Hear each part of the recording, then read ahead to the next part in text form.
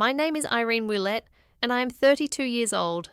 5 years ago, my sister told my parents that I had dropped out of medical school. It was a lie, but that single lie destroyed my entire relationship with my family. They cut me off completely. They blocked my phone number. They did not come to my residency graduation. They were not at my wedding. For 5 years, I lived like someone who had no parents. For 5 long years, I was no one's daughter. Then last month, something happened that changed everything. My sister was rushed into the emergency room. She was bleeding badly, unconscious, and close to dying. The trauma team called for the chief surgeon. The doors opened, and when my mother saw the name written on the white coat walking toward her daughter's stretcher, she grabbed my father's arm so tightly that it left marks on his skin. Before I explain what happened next, take a moment to like and subscribe, but only if this story truly connects with you. And write your location and local time in the comments. I'm curious to know where you are right now. Let me take you back to the fall of 2019, to a kitchen table in Hartford, Connecticut, and the last time my father ever looked at me with real pride. Growing up, there were 2 daughters in the Willett house, but it always felt like only one truly mattered. My sister Monica is 3 years older than me. From the moment she was little, she loved attention. School plays, student council, talent shows. She was always the center of everything. She could talk to any adult at any dinner party and make them laugh within minutes. My parents, Jerry and Diane Willett, were simple middle-class people in Hartford. Dad managed a manufacturing plant. Mom worked part-time doing bookkeeping. The 2 things they valued most were appearances and obedience. Monica was perfect at both. She always looked good, always said the right thing, and never challenged them. She gave them exactly the daughter they wanted. I was the quiet one. At Thanksgiving, I would be sitting with a biology book open while Monica entertained everyone at the table with stories. I was not rebellious. I was not difficult. I simply disappeared in the background. There is a difference between being forgotten and never being noticed at all. Here is a small example. In 8th grade, I made it to the state science fair. I was the only student from our school who qualified. That same weekend, Monica had a performance in a small community theatre play. You can probably guess where my parents went. When I came home with a 2nd place ribbon, my father looked at it quickly and said, "That's nice, Irene." He never asked what my project was about. He never asked what I studied. He never asked how hard I worked. I told myself it did not hurt. I convinced myself that I did not need attention from anyone. Instead, I pushed myself harder. I studied constantly. I took every advanced class I could. I built the best college applications I could manage. My thinking was simple. If I could not be the daughter they noticed, I would become the daughter they could not ignore. For one short moment in my life, that actually worked. The day I got accepted into Oregon Health and Science University's medical program, almost 3,000 miles away from Hartford, something changed inside my house. For the first time in 18 years, my father looked directly at me and said 5 words I had waited my entire life to hear. But before I tell you what he said, you need to understand what Monica did when she realized that the spotlight was starting to move away from her. The acceptance letter arrived on a Tuesday afternoon in April. I remember clearly because Monica happened to be visiting that weekend. She was 22 at the time and working as a marketing coordinator at a medium-sized firm in Stamford. It was a fine job and a normal life, but fine was always Monica's limit, even if she would never admit it. Dad opened the envelope at the kitchen table. He read it slowly. His eyebrows lifted. Oregon Health and Science University, he said carefully, like he was testing the words. That's a real medical school. Then he looked at me and said, "Maybe you'll actually make something of yourself after all, Irene." It was not exactly a compliment, but it was the closest thing to one I had ever received from him. And I held on to those words like they were oxygen. That night, Mom called Aunt Ruth. Then she called her sister. Then she called 2 neighbors. "Irene got into medical school," she kept saying. "Can you believe it?" Her voice had a tone I had never heard before. Pride. Real pride. And it was directed at me. At dinner that night, I looked across the table at Monica. She was smiling, but it was the kind of smile that only moves the mouth. Her eyes were doing something very different. They were studying the situation, measuring it, adjusting to it. I understand that now. At the time, I just thought she was tired from the drive. After that week, Monica started calling me more often, 2 or 3 times every week. How is packing going? Who is your roommate? What is Portland like? She asked about my classes, my professors, my schedule. She remembered every name I mentioned. I thought my sister was finally starting to see me as an equal. I thought maybe getting into medical school had changed our relationship.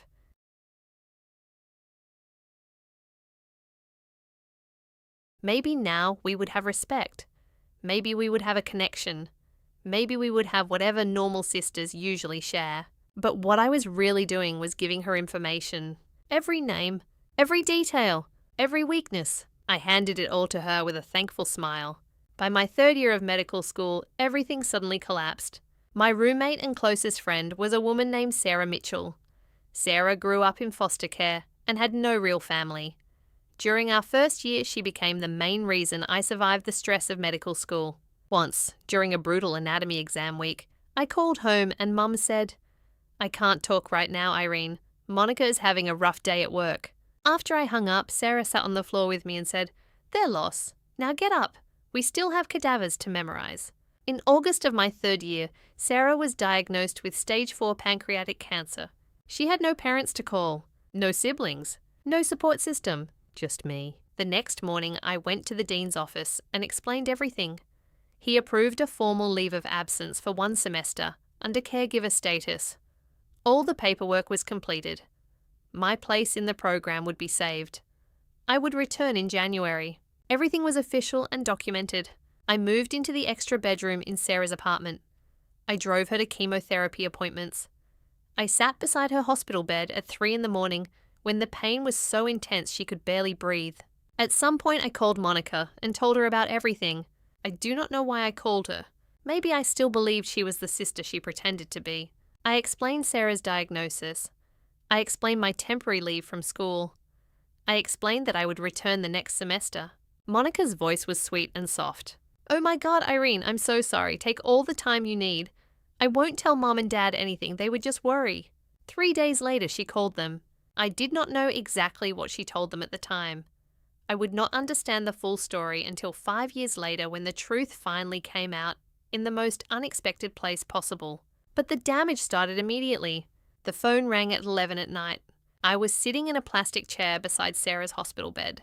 She had reacted badly to the newest round of chemotherapy, and the doctors admitted her overnight for observation. My phone screen lit up. It was my father. "Your sister told us everything," he said.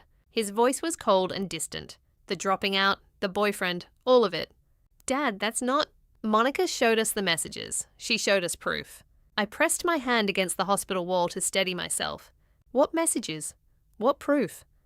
"Dad, I'm literally in a hospital right now taking care of my friend." "Monica said you would say that," he replied. There was a short pause. "She said you would already have a story prepared." Then my mother spoke. Her voice sounded shaky. "How could you lie to us for a whole year, Irene?" "Mom, please listen. I filed an official leave of absence. I can show you the paperwork. I can give you the dean's number." "Enough," Dad said sharply. "Don't call this house again until you're ready to tell the truth. You've embarrassed this family enough already." Then the call ended. I sat on the hospital floor for 20 minutes after that. Sarah's IV machine beeped quietly behind the curtain. My phone screen still showed the call duration, 4 minutes and 12 seconds. That was how long it took my parents to remove me from their lives. 20 minutes later, I received a text message from Monica. "I'm sorry, Irene. I had to tell them. I couldn't keep your secret anymore." She added a broken heart emoji at the end. She was not sorry at all. She had just carried out the most precise and damaging move of her life. At that moment, I was 3,000 miles away from Hartford with $46 in my bank account and a dying friend in the next room. And just like that, I had become no one's daughter. But I tried to fix it. I need you to understand that I truly tried. Over the next 5 days, I called my parents 14 times. The first 3 calls went to voicemail. By the 4th call, my father had blocked my number. My mother blocked me 2 days later. I sent 2 emails. One was short, the other was very long. The long email included the official leave of absence paperwork as a PDF file. I included the dean's direct phone number. I listed Sarah's oncologist and the hospital contact information. I gave them every piece of proof a reasonable person would need. Neither email received a reply. Then I wrote a handwritten letter and mailed it priority from Portland. 5 days later, the envelope came back. Returned to sender. Unopened. I recognized my mother's handwriting on the front. Finally, I called my Aunt Ruth, my father's younger sister. She was the only person in my family who had ever treated me like I mattered just as much as Monica. Ruth promised she would talk to him. She called me back 40 minutes later. Her voice sounded heavy. "He told me to stay out of it, sweetheart," she said quietly. "He said you've made your bed." She tried to explain the leave of absence situation. My father hung up on her. 5 days, 14 phone calls, 2 emails, 1 letter, 1 relative trying to help. Every single attempt I made was rejected, blocked, or returned unopened. That was the moment I realized something painful. My sister's lie had not only convinced them, it had replaced me. And here is what truly confirmed it for me. This was not something new or sudden. This was the same pattern that had followed me my whole life, only now it was packed into its harshest and most painful form. Every science fair they never came to. Every recital they forgot about. Every time Monica's version of the story was accepted immediately, while my words were brushed aside like they meant nothing. This moment was simply the last and loudest version of that same pattern. On the 6th day, I stopped calling them. Not because I had given up completely, but because I finally understood something that had probably been true for a very long time. They had already chosen. Monica simply gave them the excuse they needed to stop pretending otherwise. Sarah passed away on a quiet Sunday morning in December. There was no drama, no final speech, nothing dramatic like in the movies. Just the steady beep of the heart monitor suddenly going flat and the pale winter sunlight coming through the hospice window. I was the only person sitting in the room. No one from my family called. No one asked. No one even knew. The one person I had trusted enough to tell, Monica, was far too busy maintaining the lie she had started. She didn't care that the real reason for my leave from school had just taken her final breath. I arranged a small funeral for Sarah. Only 6 people showed up. Her former foster sister drove all the way from Eugene to be there. 2 classmates came. 1 nurse from the oncology ward, who had grown close to Sarah over the months, came as well. I stood at the front of a chapel that had enough space for 60 people. The wooden benches were almost completely empty. I read the eulogy to rows and rows of empty seats. I didn't cry. Not because I wasn't completely shattered inside. I had already cried for 3 straight months. By that point, there were simply no tears left to fall. That night, I sat alone in Sarah's apartment. Our apartment. Her coffee mug was still sitting on the kitchen counter. Her jacket still hung on the hook beside the door, exactly where she had left it. I opened my laptop and stared at the online application to re-enroll for the spring semester. Then I found something. It was tucked carefully inside Sarah's copy of the textbook Grey's Anatomy. That book had always been our running joke because of the name. She had placed a yellow sticky note on the chapter about the pancreas. On the note, she had written something in her shaky but determined handwriting. Rude was a card. It was her strange little joke about how serious the book always sounded. Below that, she had written something else. Finish what you started, Irene. Become the doctor I know you are. And don't you dare let anyone, especially your own family, tell you who you are. She had written that message weeks before she died. She must have known that when I eventually found it, she wouldn't be around to push me forward anymore. I closed the laptop. Then, after a long moment, I opened it again. I filled out the re-enrollment form slowly. In that moment, it felt like there were only 2 possible choices in front of me. I could fall apart completely, or I could climb forward. I chose to climb, not for my parents, not even for revenge. I did it for Sarah, and for the version of myself she believed I could become. I returned to school in January. There was no family support waiting for me, no financial safety net, no one cheering me on. I took on extra student loans. I accepted a part-time research assistant job. I ate hospital cafeteria leftovers more times than I would ever proudly admit. Medical school does not care about your personal struggles. Anatomy exams do not pause because your family has rejected you. 12-hour clinical rotations do not suddenly become easier just because you cried quietly in a supply closet at 2 a.m. So eventually I stopped crying, and I started working. I worked like my entire future depended on it. In many ways, it really did. I graduated on schedule. No one from Hartford came to the ceremony. Later, I matched into a surgical residency at Mercy Rest Medical Center, back on the East Coast. It was a level 1 trauma center and one of the busiest hospitals in Connecticut. That was where I met Dr. Margaret Thornton. Everyone called her Maggie. She was 58 years old, tough as steel, and carried herself like someone who had spent decades making life and death decisions. She became the mentor I desperately needed, and the closest thing I had to a mother figure. During my 3rd year of residency, I met Nathan Caldwell. Nathan was a civil rights lawyer who was volunteering at a community clinic near the hospital. He had calm eyes and a very dry sense of humor. He was also the first person I ever told the entire story to. He didn't flinch. He didn't look at me with pity. He didn't try to fix everything or give advice. He simply listened. Then he said 4 simple words. "You deserve better." That was enough. We got married on a warm Saturday afternoon in Maggie's backyard. There were about 30 guests. Nathan's father walked me down the aisle. I had mailed an invitation to my parents in Hartford. The envelope came back exactly the same way my earlier letter had returned, unopened. But Aunt Ruth was there. She cried enough tears for 2 missing parents. After the ceremony, Maggie handed me a sealed envelope. "It's a nomination," she said. "Don't open it yet. You're not ready." I placed it inside my desk drawer and didn't ask any questions. 5 years passed.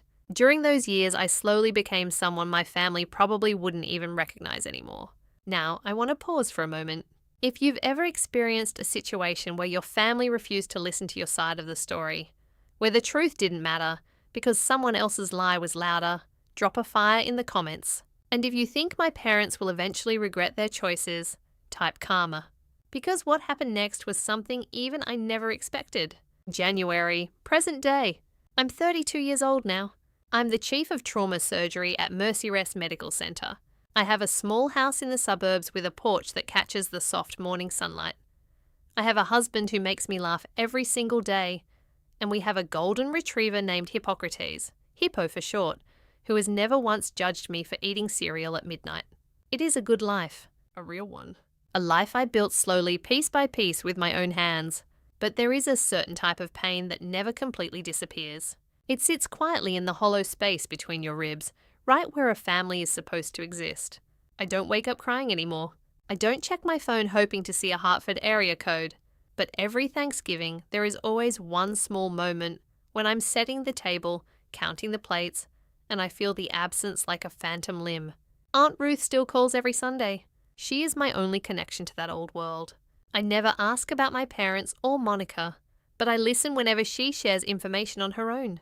Mom and Dad are healthy. Monica got divorced 2 years ago. She now sells medical equipment. The irony of that detail is not lost on me. Last week Ruth called, and there was something different in her voice.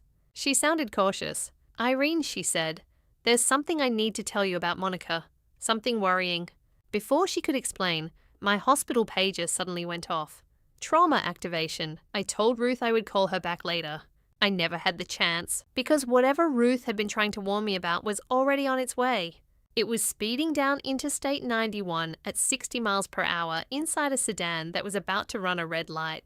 Within the hour, the person Ruth had been talking about would be lying on my operating table, bleeding heavily, while my parents sat in the waiting room with my name printed on the chart. I just didn't know it yet. But to understand what happened next, I need to go back a little, because what Monica did was not just one lie. It was an entire campaign. Over the years, Ruth had carefully given me pieces of the story. She was always hesitant, like she was handling a bomb and cutting wires one by one. And the picture she slowly revealed was worse than I had ever imagined. For 5 years, Monica kept the story alive. At every Thanksgiving dinner, every Christmas gathering, every family event, she performed the role of the grieving older sister. "We don't really talk about Irene," she would say quietly to cousins. "It's too painful for Mom and Dad." She would shake her head slowly and lower her voice just enough to make the silence feel heavy. But silence wasn't the only thing she used. She added details. She told our grandmother that I was homeless. She told Uncle Pete's wife that she had heard through friends that I was constantly in and out of rehab. 2 years ago on Christmas Eve, she told our mother that she had tried to contact me many times, but I refused to respond. She completely reversed the story. "She's the one who cut us off," Monica said. Ruth once told me about a Thanksgiving dinner where Monica said something else. "I've begged Irene to come home," she claimed sadly. "She won't even answer my calls. I think she hates us." At that exact time, I had been 3 floors underground inside an operating room, saving the life of a teenage patient. The terrible brilliance of Monica's plan was something I realized much later. She didn't need my parents to forget me.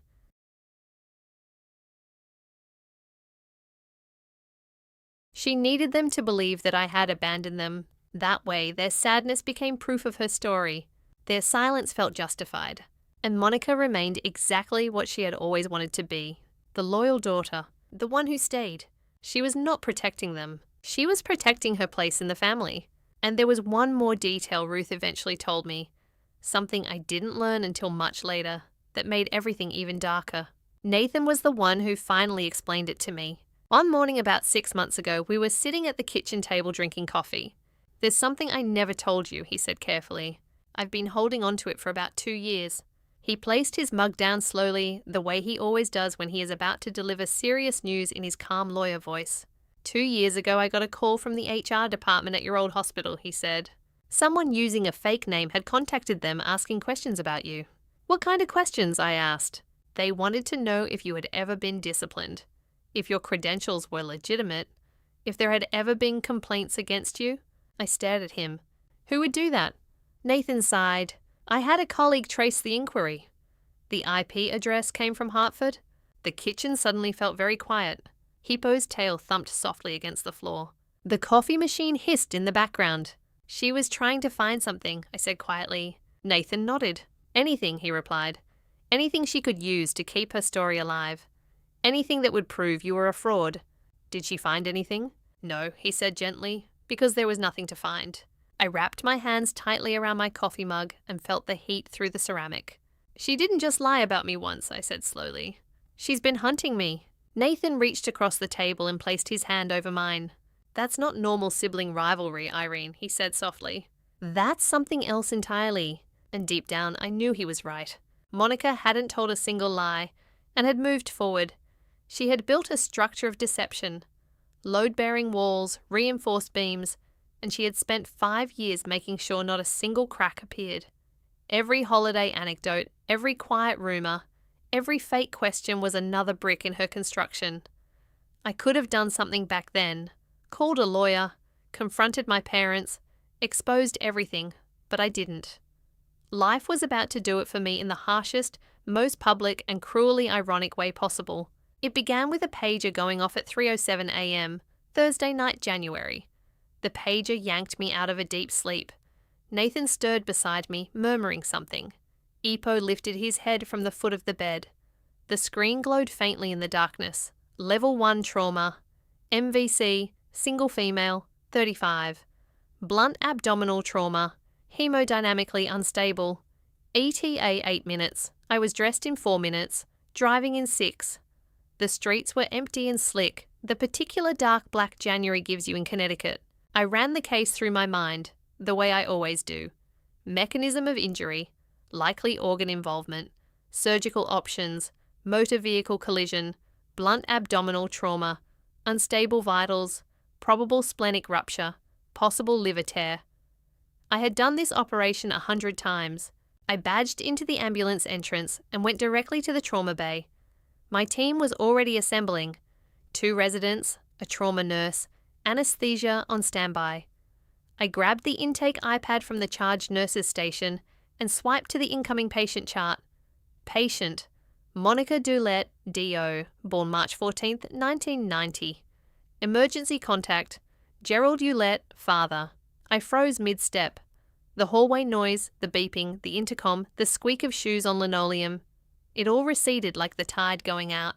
For 2, maybe 3 seconds, I wasn't a surgeon. I was a 26-year-old sitting on a hospital floor in Portland, phone still warm in my hand, listening to a dial tone. Dr. Ulette, my charge nurse, Linda, appeared at my side. "You okay?" I looked up, blinked, and set the iPad down. "I'm fine. Prep Bay 2 and page Dr. Patel. I need him on standby." The ambulance siren wailed in the distance, drawing closer. Behind that siren, I already knew, without even seeing, were 2 people I hadn't confronted in 5 years. The ambulance doors cracked open, and the stretcher came fast. Monica was strapped down, unconscious, oxygen mask fogging from shallow breaths, blood staining her shirt, one hand dangling off the side. The paramedics rattled off vitals, blood pressure dropping, heart rate climbing, 2 large bore IVs running wide open. Behind them, running, came my parents. My mother looked as if she had aged a decade. Hair thinner, face hollow. She was in a bathrobe, slippers on the wrong feet. My father was in flannel and jeans thrown on in a panic. His face was the colour of old paper. "That's my daughter," he shouted past the triage nurse. "Where are they taking her? I need to speak to the doctor in charge." The nurse, Carla, a woman I had worked with for 3 years, raised both hands. "Sir, family needs to wait in the surgical waiting area. The trauma team is already here. The chief is handling this personally." The chief. Dad grabbed Carla's arm. "Get me the chief now." Carla glanced through the glass partition toward the trauma bay. She looked at me, gowned, gloved, badge hanging from my scrub top. She read the name. Write it again. Her eyes widened for just a fraction of a second. I shook my head slightly. "Not now." Carla composed herself. "Sir, the chief is prepping for surgery. You'll be updated as soon as possible. The waiting room is this way." My parents were led down the hall. Mum whispered prayers, hands clasped so tightly her knuckles were white. Dad kept glancing back through every window along the corridor. "She's all we have," he muttered to no one again and again. "Please, she's all we have." I heard every word through the partition glass. "She's all we have." As if I had never existed. I stepped into the scrub room alone. 30 seconds. That was all I allowed myself. Turned on the faucet, let hot water run over my hands, and looked at my reflection in the stainless steel mirror above the sink. Distorted, warped, just like everything felt in that moment. Scrub cap on, badge visible, the face of a woman surgically removed from her own family tree, now being asked to surgically save the woman who held the saw. Part of me wanted to walk out, call Patel, let someone else do this. Let my parents owe their daughter's life to a stranger, not to me. That would have been cleaner, simpler. But there was a woman on that table with a ruptured spleen and what appeared to be a grade 3 liver laceration. She was losing blood faster than we could replace it.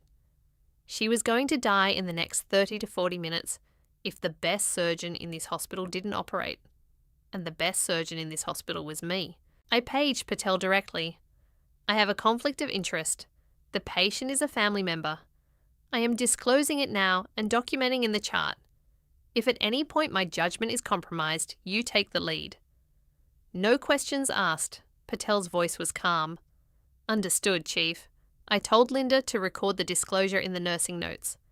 Everything by the book, everything documented. Then I put on fresh gloves, pushed through the O doors, and looked down at the table. My sister's face was still bruised, oxygen mask fogging and clearing. She looked smaller than I remembered, thinner. Worry lines surrounded her eyes that weren't there 5 years ago. For 3 seconds, she wasn't the woman who had destroyed my life. She was a patient on my table, and that was exactly how she needed to be. Let's go. Scalpel, 3 hours and 40 minutes. That's how long it took to rebuild what the steering column and the red light had destroyed. Ruptured spleen, removed. Grade 3 liver laceration, repaired with careful layer-by-layer sutures. Internal bleeding from 2 separate mesenteric vessels, clamped, cauterized, controlled. I spoke only when necessary. Suction, clamp, lap pad, retract. My hands moved exactly as they had been trained. Steady, deliberate, quick when needed, slow when precision mattered more. Residents watched closely. Their attention sharpened during the liver repair. I didn't falter. I couldn't. At 6:48 a.m., I placed the final closing stitch. Monica's vitals were stable. BP normalized, output clear. She was alive. Dr. Patel, silent in the corner the whole time, lowered his mask. "Irene," he said softly. "That was flawless. Want me to talk to the family?" I peeled off my gloves, dropped them in the bin, washed my hands, automatic, methodical, like I had done thousands of times before. No, this one's mine. I caught my reflection in the scrub room mirror again. Same face, same badge, but something had shifted. For 5 years I had been the daughter who disappeared. Now I was the surgeon who had just saved her sister from death. Those two truths were about to collide in a waiting room 40 feet away in front of my entire night shift team. I straightened my scrub top, checked my badge, took a deep breath, and walked toward the waiting room. The hallway had never felt so long, the fluorescent hush of a hospital at 7 a.m. Two other families were scattered in the corners. A TV murmured weather reports to no one. In the center row, sitting rigid, sleepless, terrified, were my parents. I pushed through the double doors, still in scrubs, mask around my neck, scrub cap off, hair tied back, badge visible in block letters, readable from 6 feet away. Dr. Irene Ulett, MD, fax, Chief of Trauma Surgery. Dad stood first, always first. Reflexive? The need to be in charge. Doctor, how is she? Is Monica? He froze. His eyes dropped to my badge, then to my face, then back to the badge. Recognition travelled through him like something tangible. A tremor started in his hands and climbed to his jaw. Mom looked up a half-second later. Her lips parted. No sound. Her right hand shot to Dad's forearm, gripping so tightly it left 4 fingertip-shaped bruises. 5 seconds of silence. 5 seconds that held 5 years. I spoke first, calm, clinical. The same voice I use with every family. Mr. and Mrs. Ulett, I am Dr. Ulett, Chief of Trauma Surgery. Your daughter, Monica, suffered a ruptured spleen and a grade 3 liver laceration in the accident. Surgery was successful. She is stable and currently in the ICU. You'll be able to see her in about an hour. Mr. and Mrs., not Mom and Dad. I watched that scene unfold. I watched it unfold sharply. Behind me, through the glass partition, Linda and 2 nurses were watching. They knew by the expressions on their faces. They had already pieced it together. My mother moved first. She took a step toward me, arms reaching out, a sob already breaking from her chest. Irene. Oh my God, Irene. I stepped back, half a step, careful, clear. She froze. Her hands hovered in the air between us, then slowly, painfully fell to her sides. Dad's voice came out rough like gravel scraping over concrete. You're a doctor. I am. You're the chief. I am. But Monica said, what exactly? He opened his mouth, closed it, opened it again, then paused. I could see the wheels turning in his mind, trying to rebuild 5 years of certainty that was collapsing in front of him. Mom was crying now, loudly, not softly. We thought you dropped out. We thought she told you I dropped out. That I had a boyfriend with a drug problem. That I was homeless. That I refused to call you. I kept my voice steady. No shaking, no tears. I had practiced this moment 1,000 times in the shower, in the car, in the dark before sleep. I never imagined it would happen in surgical scrubs under harsh fluorescent lights. None of it was true, not one word. Through the glass behind me, I saw Carla press a hand to her mouth. A resident, Dr. Kimura, 2nd year, looked away, jaw tight. Linda put down her clipboard and stared. Dad tried to steer the conversation. Old reflex. This isn't the right time or place, Irene. Your sister is in the ICU. I know, I just spent 3 hours and 40 minutes making sure she survived. So yes, Dad, I know where she is. He had nothing. For the first time in my life, my father, a man who never struggled to command, had absolutely nothing. The silence did what I never could. 5 years of blocked calls, unanswered letters, ignored emails. None of it had worked. But standing here, alive, accomplished, wearing the proof on my chest that was louder than anything I could have written. Mom grabbed the back of a chair to steady herself. The letters, she whispered. You said you sent letters.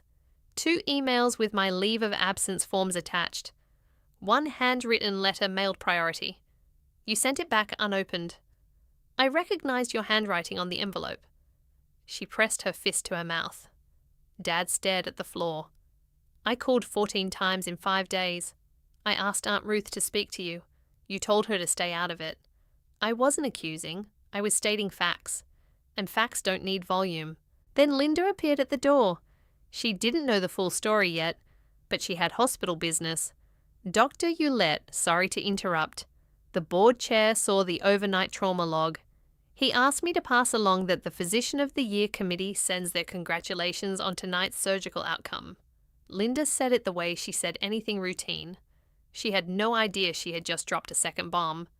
Mom looked at me, eyes swollen, mascara gone, robe still on. Physician of the Year. It's an internal recognition. It's nothing. I turned to Linda. Thank you. I need to check post-op vitals. Excuse me. I walked toward the ICU corridor, measured steps, spine straight. I didn't look back, but I heard my mother's voice behind me, small and broken. Jerry, what have we done? And I heard something I'd never heard before. My father saying nothing, because silence for the first time was the only honest thing left. 4 hours later, ICU, room 6, monitor beeping steadily, morning light streaming through the blinds. I walked in for the routine post-op assessment. Vitals, drainage output, wound check, the usual, but nothing about this felt normal. Monica's eyes were open, glassy, unfocused from anesthesia, but open. She blinked at the ceiling, then at the IV pole. Then her gaze shifted to me. She squinted, read my badge, read it again. The colour drained from her face in the way I've seen before, but only in patients who've just been told grim news. Irene, her voice was rough. Good morning, Monica. I'm your attending surgeon. You had a ruptured spleen and a grade 3 liver laceration from the accident. Surgery went well. You're going to recover fully. You're a doctor. Not a question, a reckoning. I'm the chief of this department. Have been for 2 years. I watched her go through the same spectrum my dad had, but slower because she was on a morphine drip and what I suspect was dawning fear. Confusion first, then disbelief, then fear, and then that expression. The one I've seen my whole life, the flicker behind the eyes, calculation. Even now, lying in a hospital bed with my sutures holding her liver together, Monica was figuring out how to spin it. Irene, listen. I can explain. You don't need to explain anything to me. I nodded toward the glass door, where 2 figures stood in the hallway, watching, faces wrecked, eyes red. You need to explain it to them. I updated her chart, checked the drain, and left without another word. I didn't stay to hear what came next, but the entire ICU floor knew. Monica's room wasn't soundproof, and neither was the truth. Okay, I have to pause here for a second. What do you think Monica told my parents when they walked into that ICU room? Option A, she finally admits the truth. Option B, she doubles down on the lie. Option C, she plays the victim again. Comment your answer below. And if you haven't subscribed yet, now's the time, because the next part of the story is where everything starts falling apart. I found out what happened from Linda, who heard it from the ICU nurse, who heard it through the glass. If you guessed option C, congratulations. You know my sister. The moment my parents walked in, Monica started crying. Big heaving sobs that tugged at her stitches and made the heart monitor spike. Mom, Dad, you have to believe me. I never wanted it to go this far. I was afraid for her. Dad stood at the foot of the bed, his voice barely controlled. Monica, Irene is a surgeon. She's the chief of trauma surgery at this hospital. I didn't know that. She said she sent letters, emails. She called 14 times. She asked Ruth to intervene. Mom's voice was flat, hollow. Is that true? She's exaggerating. You know how Ruth tried to tell us. Dad again. Voice breaking this time, not from sadness, but from the collapse of everything he believed for 5 years. 2 years ago, Ruth called and said Irene was in residency. A surgeon? You said Ruth was lying, that she just wanted drama. Ruth doesn't know the whole story. What is the full story, Monica? Mum, screaming in an ICU.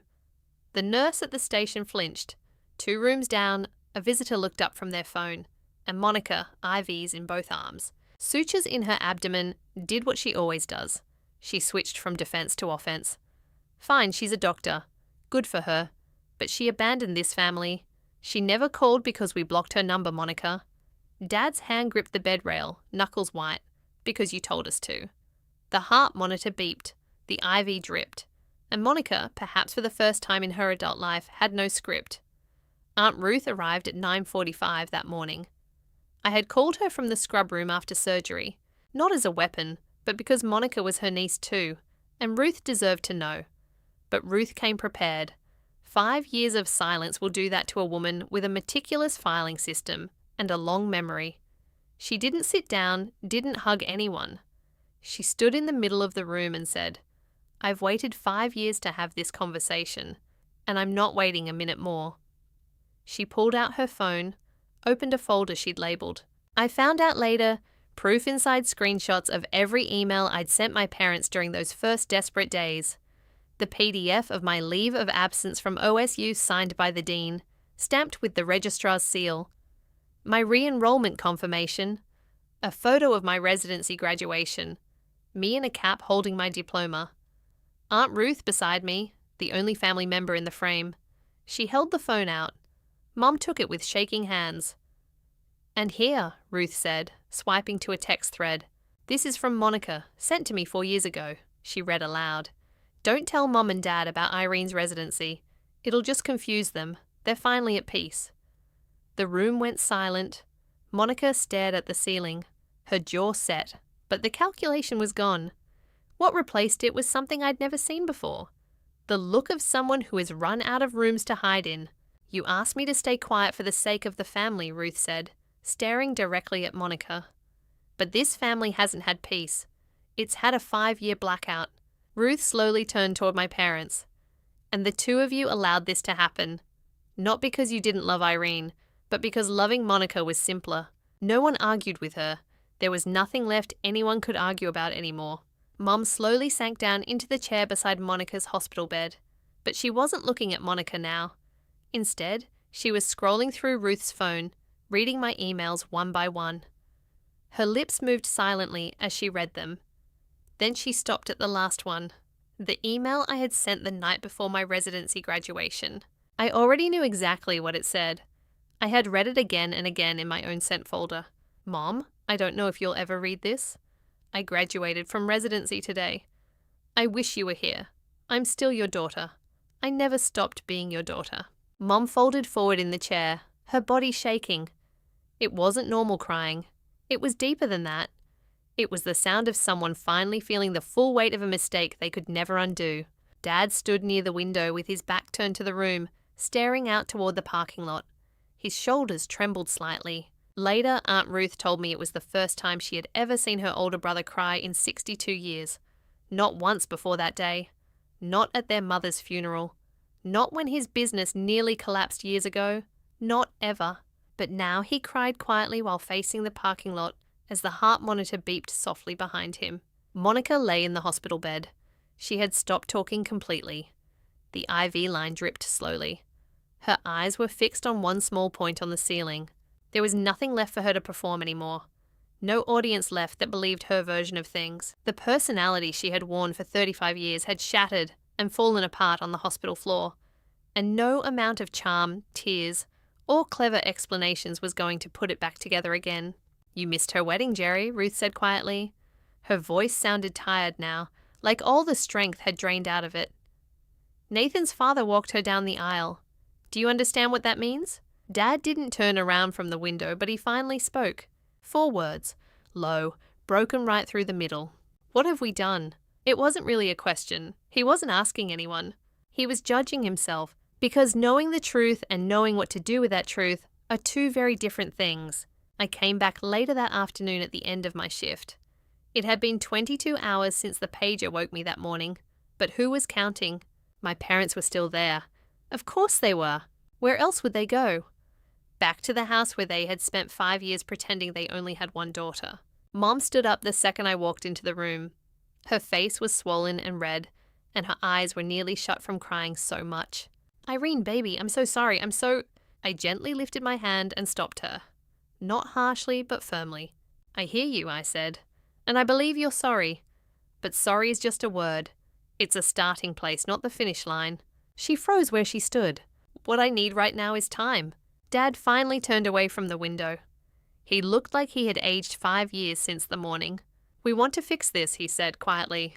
Then you need to understand something, I said calmly. My voice stayed steady. I wasn't yelling. I wasn't even angry anymore. This was something different. This was clarity. The kind of clarity that only shows up after you have burned through every other emotion you have, until only the truth remains. Clean, simple, unavoidable. I'm not the girl you sent away, I said. I'm not the girl who begged you to listen for 5 days from 3,000 miles away. I'm someone who built a life, a whole life, without you. The words hung in the air between us. And if you want to be part of that life now, I continued, it will be on my terms. Not Monica's, not yours, mine. Dad opened his mouth for a moment. An old habit, maybe. Then he slowly closed it again and nodded. A small, broken nod. I looked over at Monica lying in the hospital bed. Her eyes were open now. She was watching me carefully. When you recover, I said calmly, you and I are going to have a conversation. A real one, but not today. I paused. Today you're my patient. I don't mix the two. Then I turned and walked out of the room. My spine was straight. My steps were slow and steady. I didn't turn around. I wasn't closing the door on them forever. But I was the one who decided when it opened again, how wide it opened, and who was allowed to walk through it. 2 weeks later, Monica was discharged from the hospital. Her surgical incision was healing well. The rest of her life, however, was not healing nearly as quickly. I chose the meeting place myself. A small coffee shop in Middletown, halfway between her apartment and my house. Neutral ground. Nathan came with me but sat at another table by the window, pretending to read legal briefs. Actually, he wasn't pretending. Monica walked in looking like someone who had been hollowed out from the inside. She had lost weight. Surgery combined with not eating will do that quickly. And the confidence she usually wore like perfume was completely gone. For the first time in my memory, my older sister looked exactly her real age. She sat down across from me and wrapped her hands around a coffee cup she never actually drank from. Her eyes stayed on the table. I didn't waste time with small talk. I'm not going to yell at you, I said calmly.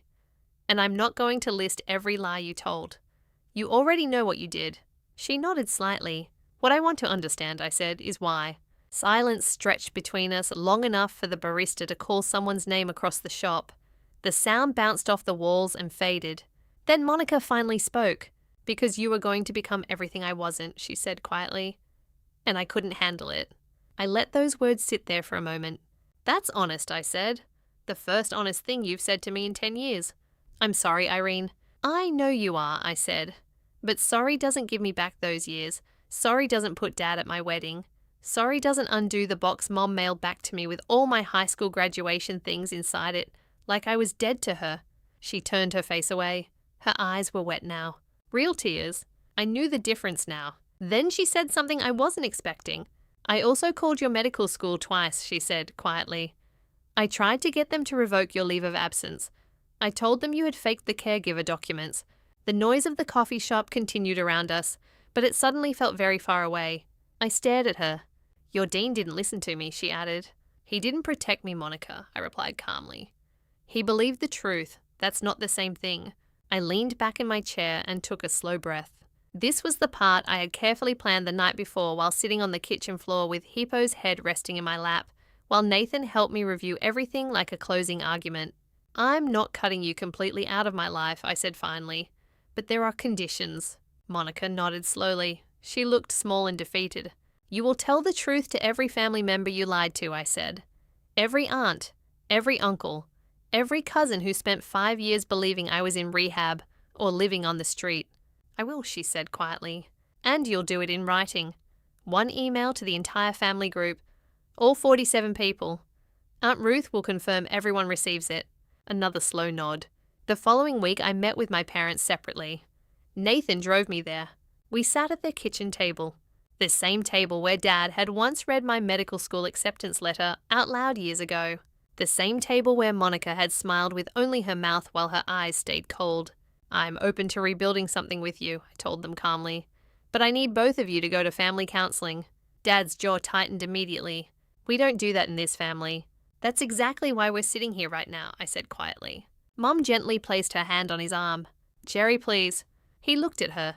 Then he looked back at me. Something behind his eyes cracked slightly. Not completely open yet, but cracked.